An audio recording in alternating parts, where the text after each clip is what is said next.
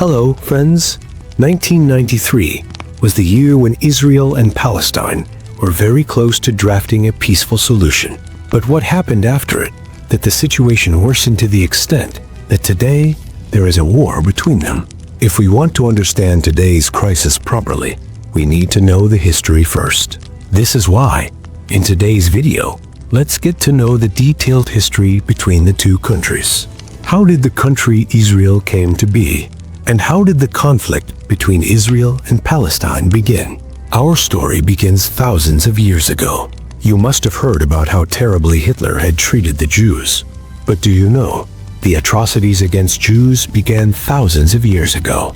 It is said that Jesus Christ was born into a Jewish family. And some Christians believe that some Jews wanted to crucify Jesus Christ. This is a belief from an ideology that remained among the Christians for several years, decades, and even centuries. And when the Crusades happened around 1,000 years ago, Christians killed the Jews in large numbers. At that time, there were many rumors being circulated against the Jews that they drink the blood of Christian children, or that they use the blood for religious rituals. Because of these rumors, there was rampant hatred against the Jews. The hate that the Jews had to bear hardly any religion, had to bear that in the last 1,000 years. After the 1800s, this hatred towards the Jews was not only because of religious reasons, but also because the Jews were being seen as a different ethnicity as well. Because of all these reasons, till the late 1800s, Jews living around the world began feeling that no country accepts them as their own. If they wanted to live peacefully, they would need to create their own country. To create the Jewish country, there was an Austro-Hungarian journalist named Theodor Herzl. He started a new political movement in his 1896 pamphlet, Zionism. He said that the Jews should get their separate country. At the time, this wasn't a new idea.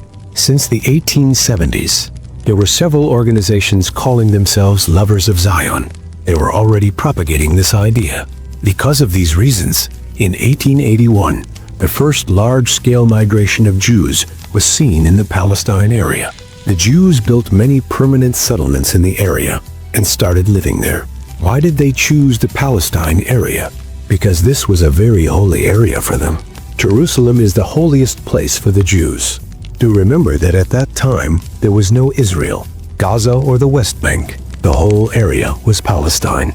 That fell under the Ottoman Empire. Under the Ottoman Empire, the Christians, Muslims, and Jews lived together peacefully, more or less. There were no conflicts. One reason behind it can be that most of the land was empty. There were very few settlements on the land, and the population was very little in the area.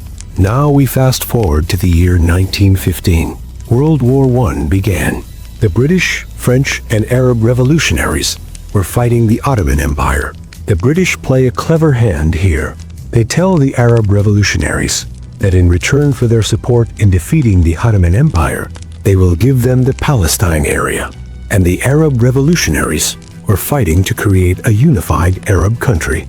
The Arab revolutionaries wanted one Arab country from Syria to Yemen. The Britishers promised the same thing to the Jews, that they will help them to create their own Jewish country near Palestine. Why do they do this? So that they could appease the American Jews and could gain influence on American politics. But in reality, the British made a secret deal with the French. As soon as the Ottoman Empire fell after World War I, Britain and France divided the Middle East area between themselves. The British took over the control of the Palestine region. 1918 to 1948, the entire Palestine area was under the control of the British government. At this time in Germany, Hitler gets political power, and the Jews are massacred in millions in a genocide. The Jews flee from Hitler-controlled Europe to different countries to save themselves. Some get refuge in America, but many of these Jews go to Palestine. Britain allows them to enter Palestine initially, but later they start stopping them from coming to Palestine. Because of this, an Israeli nationalist movement starts in Palestine. At the same time, around the 1940s, Palestine nationalist movement had also begun, and the Palestinians were also demanding their own country. In 1948, the British government realizes that enough's enough and that they cannot remain there longer. They left the Jewish to form a Jewish country and the Palestinians to form their own country. They accepted that they could not do that and ceded the responsibility to the United Nations. The British then leave Palestine. United Nations comes up with a partition plan about the area to be allotted for creating a Jewish country and a Palestinian country. In 1947, the United Nations partition plan is released. In the plan, the United Nations keeps 57% of the area for the Jewish country and 43% of the area for the Arab Palestinian country.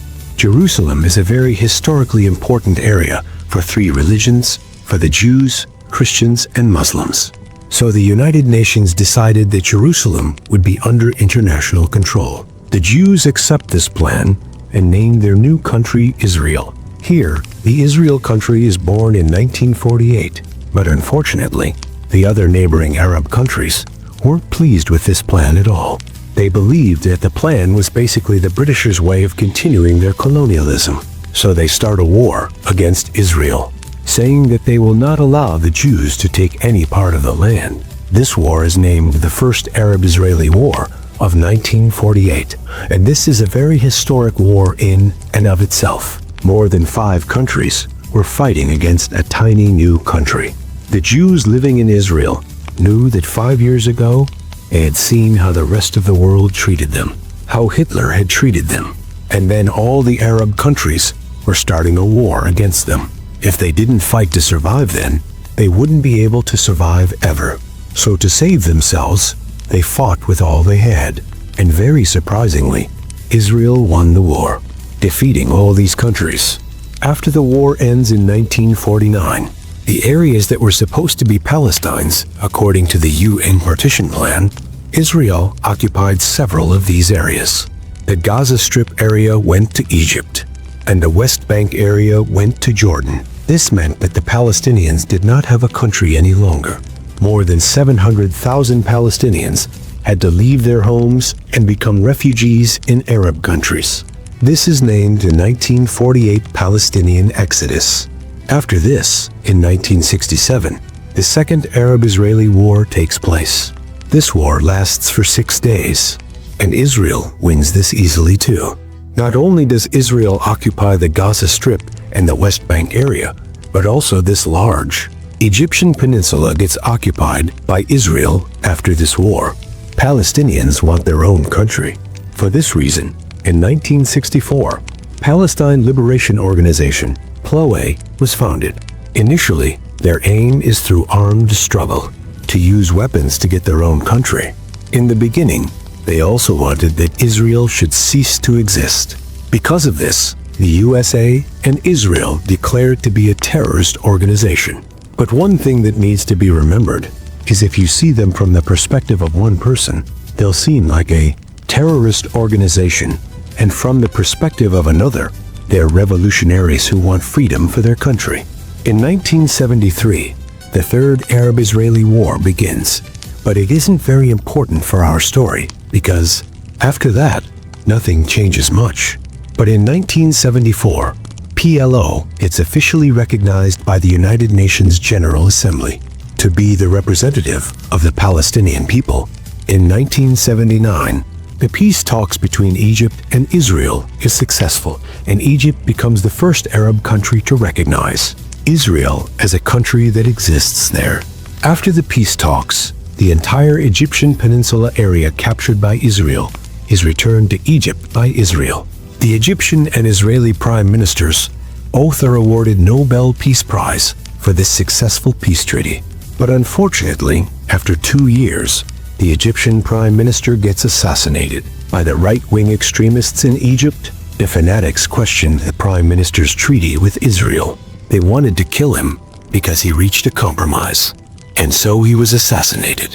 From 1967 to the 1980s, it had been more than 10 years since Israel had occupied the Gaza Strip and the West Bank. During this period, many Israelis start establishing their colonies in the West Bank. They start building settlements and living there permanently. Israeli government supported them directly or indirectly, and the prices of the homes were low there. Some people go there for cheap housing, while others for their religious nationalism.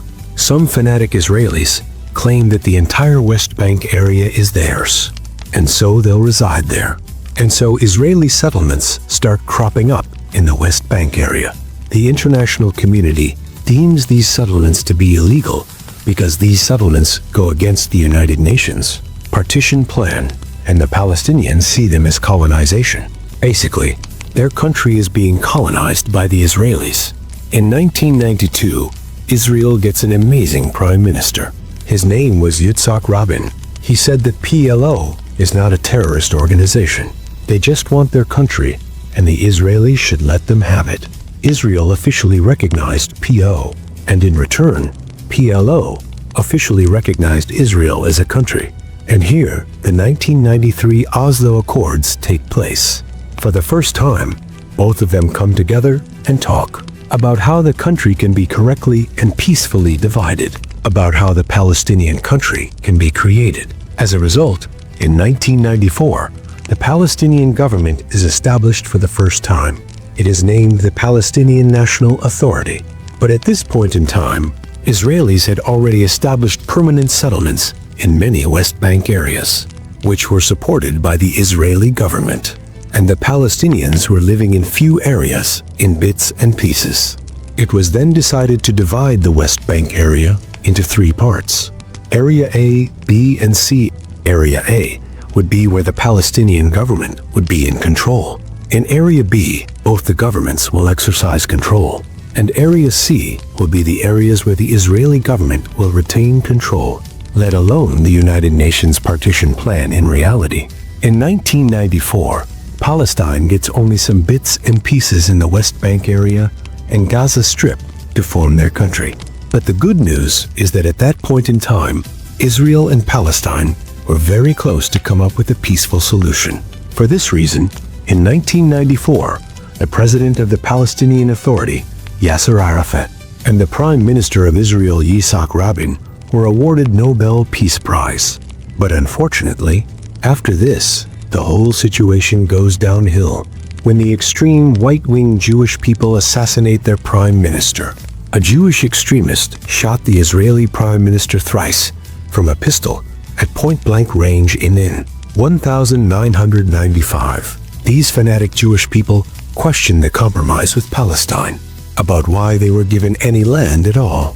They wanted entire Palestine to be Israelis. And because of these fanatics, the situation kept on worsening.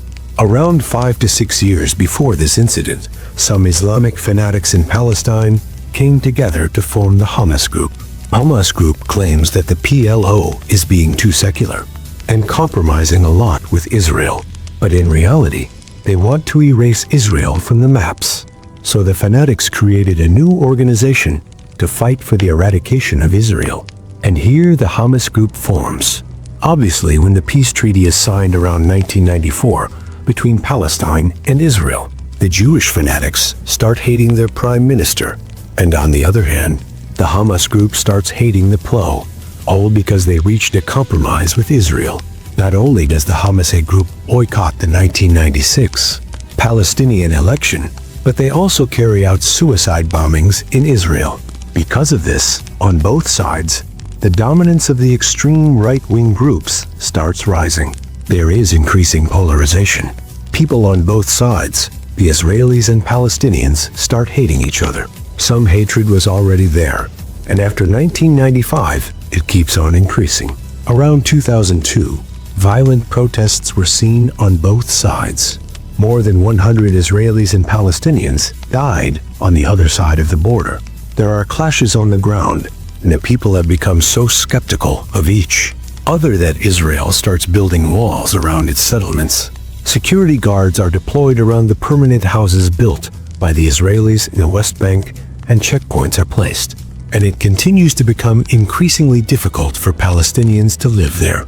In 2006, the Hamas militant group runs in the Palestinian election and wins. It defeats the PLO party, Fatah, but by a very small margin. It wins 74 out of 132 seats.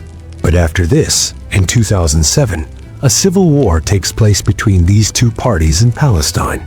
Internally, the supporters of one party start fighting the supporters of the other. In 2007, this war is known as the Battle of Gaza, and Palestine is divided into two parts. In the Gaza Strip, Hamas establishes its control, and the West Bank area is controlled by Fatah and PLO, who are non-violent and rule the West Bank as a government should. But today, when Gaza Strip is under the rule of Hamas, they have basically occupied the area like a terrorist group. The war and the rockets that we get to see are sent from the Gaza Strip area to Israel, whereas in the West Bank, where the PLO is in control, this sort of violence is not seen there. There is no doubt that Israel has continued to colonize the West Bank area for several decades, causing the clashes to intensify. The recent clash was because Israel is occupying the areas in the West Bank, and the fanatics in Israel demand that the entire West Bank area be theirs, that the entire Jerusalem be theirs, and the fanatics in Palestine want to eradicate Israel completely. The most important question is what can be the solution to this? Look at the map of Palestine. In the West Bank, a country is divided into so many parts that today, if this country were to be given an independent government, how will it exist in so many bits and pieces? Some people believe that a two-state solution can still be possible, that the area is divided on the basis of 1967, on the basis of Israel and Palestine. Some people say that the division needs to be on the basis of the 1947 partition plan. But if this is done, then the most prominent question will be, what will happen to the colonies of permanent settlement that Israel had built in Palestine? There are proper societies with homes and schools and hospitals and wide roads. What will happen to these areas if they are reclaimed by Palestine? There are hundreds of thousands of people living in the settlements in the West Bank. Here, I will like to ask, what do you think, friends? What can be the solution to this crisis? This problem? How should two countries be divided? Write in the comments below. I hope you found this video informative. If you like this kind of video, and if you have this kind of Jen's thought in your mind, then like this video and subscribe our channel. If you want to know more new things like this, or want to share your opinion, let me know by commenting. Thank you.